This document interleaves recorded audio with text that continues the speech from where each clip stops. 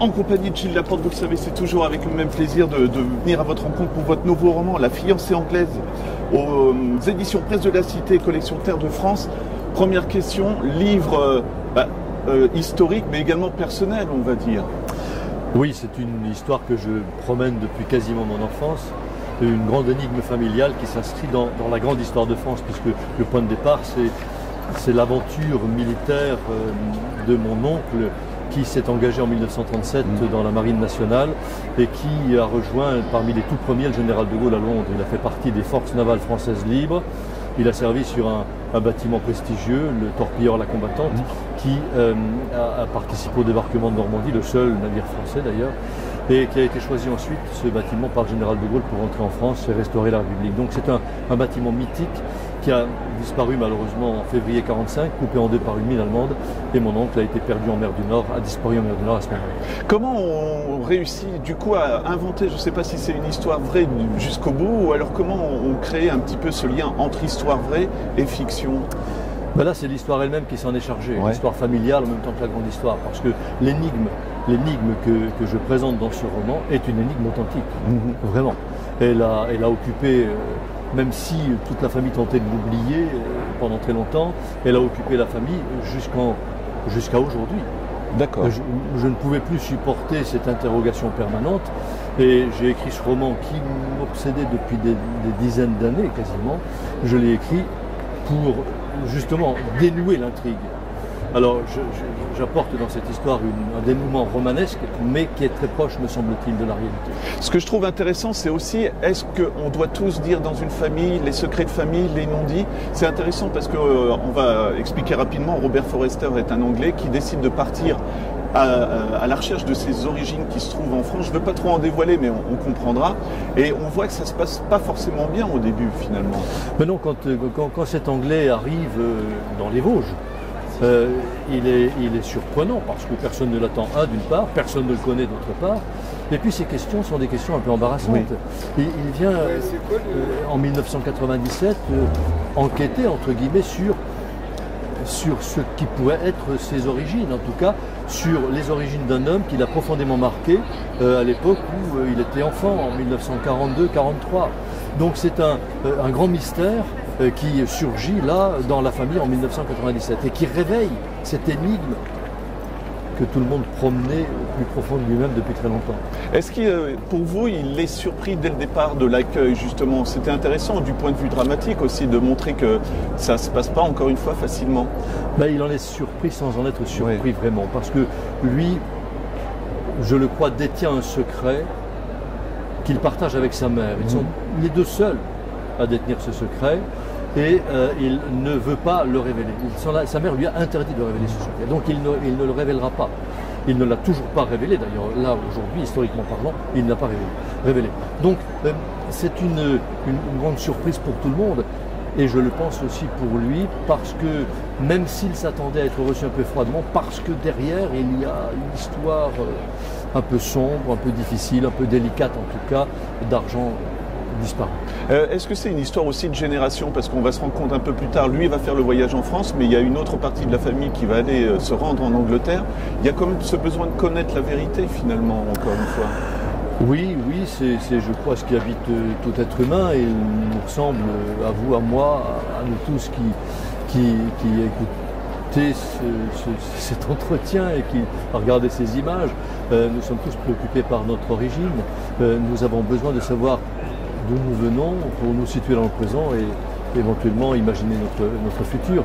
C'est une exigence de chacun d'entre nous. Donc en cela, Robert Forster, cet Anglais mystérieux, nous ressemble à nous tous. Ce que je trouve aussi un autre personnage que je trouve intéressant, c'est Clément aussi, et sa femme m'en voulait pas, son prénom m'échappe, mais ils vont vivre, parce que ça permet aussi de raconter ce qui se passe durant la Seconde Guerre mondiale. Ils vivent aussi une histoire d'amour, mais il y a quelque chose en plus, il y a encore un secret, notamment pour son épouse, si je ne me trompe pas. Clément et Louise, voilà, Louise. Ce sont deux personnages, non pas secondaires, mais pas tout à fait principaux. Ils sont très proches. Mais ils sont quand même chevilles dans l'intrigue, parce que Clément fait surgir, dit les mots qui qu'il y a besoin de dire aussi quand il y a la visite. Je suis tout à fait d'accord, ils sont chevilles dans cette intrigue-là. Et ils vivent eux-mêmes une histoire qui est l'histoire qu'ont vécu nombre, là encore, il nous semble, nombre de familles françaises entre 1940 et 1945. Clément a été déporté en Allemagne, il est rentré complètement massacré, cassé. Louise, il s'est évadé, il est parti en zone libre, à pied, depuis l'Allemagne. Sa femme, ils étaient fraîchement mariés, ils se sont mariés le mois même de la déclaration de guerre. Sa femme l'a rejoint là-bas, elle aussi en prenant des risques énormes, elle a franchi la ligne de démarcation dans des conditions très très difficiles. Donc c'est une autre histoire dans l'histoire, mais qui vient renforcer l'histoire principale parce qu'ils en sont, comme vous le disiez, des personnages presque principaux eux aussi. Voilà, et encore une histoire fois... d'amour. Voilà, c'est ça. Et il y a une vraie histoire d'amour, mais je ne veux pas le révéler aussi, mais pour Louise, il y a encore quelque chose d'autre. Ce que j'ai trouvé intéressant, c'est qu'il y a beaucoup de secrets finalement dans ce roman. Oui, il y a ce moment qu'elle a partagé avec un passeur, notamment quand elle a franchi la fameuse ligne de démarcation, et ça va l'obséder pendant tout le reste de ses jours. Donc tout ça, ce sont des anecdotes authentiques.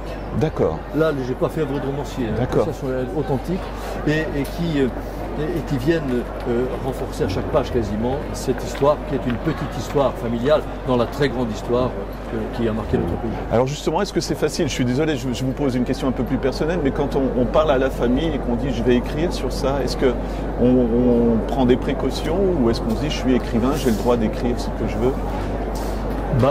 J'ai beau être auteur et avoir le droit d'écrire ce que je veux, c'est vrai que travailler une matière, un matériau qui est le matériau familial pose des problèmes. Je portais cette histoire-là en moi depuis très très longtemps, depuis des dizaines d'années quasiment, mais je repoussais à chaque fois le moment de me mettre à ce travail parce que je redoutais la manière dont ma façon de lire cette histoire allait être perçue. Je n'en ai pas beaucoup parlé avant. Maintenant, ma famille le découvre et réagit de façon très très enthousiaste, avec une sorte de soulagement. Oui, parce que c'est encore une fois ces secrets dont on ne parle jamais, mais quand ça ressort, je crois que ça fait du bien aussi, même si au début, on va dire, ça gratte, quoi, finalement. Oui, et comme ça gratte nombre de familles qui ont vécu des histoires aussi compliquées, aussi mystérieuses durant cette même période, l'histoire qui les habite encore aujourd'hui. Donc c'est une vie commune que celle que je raconte, même si elle comporte des passages extraordinaires comme l'engagement de mon oncle dans les forces navales françaises libres auprès du général de Gaulle. Voilà. La mère anglaise, j'aimerais bien qu'on en parle aussi parce que je la trouve émouvante. Elle veut se protéger, je pense. Enfin, c'est vraiment, je dirais, c'est la souffrance du roman, Ali, non ou pas? Mais oui, Alison, c'est une femme qui souffre beaucoup, qui a beaucoup souffert et qui souffre encore aujourd'hui, de ce secret qu'elle doit tenir. Mais parce qu'elle a fait promesse à une autre femme, une femme de chez nous, une femme de Lorraine, et qu'elle ne veut pas trahir cette promesse. Et cette promesse, elle l'a transmise à son fils, Robert Forester, d'où son allure mystérieuse à lui, d'où ces silences qui vont agacer un peu les Lorrains lorsqu'il va arriver chez eux. Donc tout ça est très très... Nous sommes dans une juxtaposition, une superposition, une fusion d'émotions, d'élan d'amour et de fraternité en même temps que de retenue. Personnage principal, même si on ne va pas le voir beaucoup, finalement, c'est Adolphe aussi. Oui. Je vous laisse nous en parler parce que, comme vous l'avez expliqué, grande histoire pour le coup, pour lui. Adolphe, c'est un garçon qui avait 17 ans en 1937, qui était ouvrier de filature, comme tous les membres de la famille, et qui a voulu découvrir le monde. Il a voulu aller voir ailleurs comment les choses se passaient. Il s'est engagé dans la marine, et puis la guerre l'a surpris l'escadre dont il était à Bizerte. Et parce qu'ils étaient à Bizerte, ils ont échappé à la fois au sabordage de Toulon et au massacre de la marine française à Mers-el-Kébir par les Anglais. Ils sont allés se réfugier. Ça, c'est important, vous le précisez bien aussi, malgré tout. Ça aussi, c'est une tâche dans l'histoire de la famille. Oui, absolument. Oui. Les Anglais sont comme ceux qui ont massacré plus de 1500 marins français à Mers-el-Kébir et coulé l'essentiel de la flotte qui n'était pas à Toulon. Donc tout ça est dans ce roman parce que là aussi c'est du vécu, c'est de l'histoire, la grande histoire. Et cette escadre dont faisait partie mon oncle est allée se réfugier en Afrique équatoriale française, c'est encore comme ça qu'on l'appelait à l'époque, au Gabon notamment. Et du Gabon, il a réussi à remonter au Sénégal. Il a participé à la fameuse affaire de Dakar, quand De Gaulle est venu d'Angleterre pour tenter de convaincre les Français du Sénégal qui étaient fidèles à Pétain de le suivre. Il y a eu là des affrontements entre Français. Les Français se sont entretués à Dakar. C'est un épisode de l'histoire qui est peu connu, peu évoqué aussi celui-là. Et de Dakar, il a fini par remonter en Angleterre pour être l'un des tout premiers, je l'ai déjà dit, mais c'est très important, à s'engager dans les forces navales françaises. Son matricule est un matricule de juillet 1940, l'un des tout premiers des forces navales françaises libres. Donc c'est un garçon qui a participé dans ces forces navales françaises libres à tous les combats les plus tragiques d'Atlantique Nord, de Manche et de Mer du Nord, jusqu'à ce que ce fameux torpilleur, la combattante, qui avait ramené De Gaulle en France, soit coupé en deux par une mine au large des côtes anglaises en mer du Nord et sombre, emportant avec lui une grande partie de l'équipage, dont cet Adolphe Lamèche, mon oncle, qui n'est jamais rentré. Est-ce que c'est difficile, je vais dire, d'imaginer sa vie malgré tout, parce que vous n'avez pas beaucoup de témoignages, j'imagine, du coup, quand vous le mettez en scène, on va dire. Les témoignages que j'ai aujourd'hui de la vie de cet homme-là sont des témoignages... je me souviens de ce que me racontaient mes parents. Ma grand-mère, sa mère, qui, lorsque j'étais chez elle, j'y étais très souvent, j'y étais toutes les semaines, j'allais passer 2 ou 3 jours chez elle. Et lorsque le soir, je disais à ma grand-mère, dis ma mère, pourquoi est-ce que tu ne fermes pas la porte? C'est très émouvant. Le soir.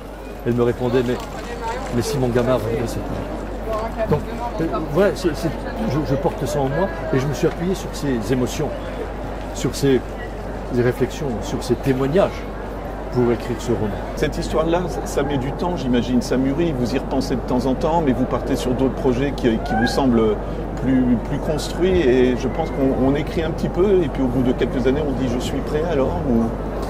Je n'avais rien écrit à propos de cette histoire-là, je n'avais pas pris de notes, j'ai plongé dans ma mémoire, dans mes souvenirs, je ne me suis alimenté que de mes émotions et de ce que j'avais reçu. Je n'avais rien noté. Ce qui m'a donné beaucoup plus de liberté. Ça sera ma dernière question, Gilles, mais quand on termine un livre, je pose souvent, on a du mal à quitter ces personnages, mais j'ai l'impression, est-ce que là, c'est quelque part, c'est une fin, il y en avait besoin, et c'est un livre à part, on va dire, dans votre bibliographie. Vous posez vraiment les bonnes questions, et celle-là en est une parmi les meilleures. Oui, là maintenant, j'ai l'impression d'avoir bouclé la boucle, d'avoir... Ça peut paraître de bien grands mots, mais accompli une mission. J'ai fait une expression que je n'aime pas beaucoup parce qu'elle est trop galvaudée par les hommes politiques. J'ai fait mon devoir de mémoire vis-à-vis de cet oncle, vis-à-vis de ma famille et vis-à-vis de moi-même, parce que j'avais besoin de savoir aussi. Donc comme je n'ai pas eu de preuves concrètes de ce que j'avance dans la fin de ce roman, je l'ai inventé et ça me convient bien.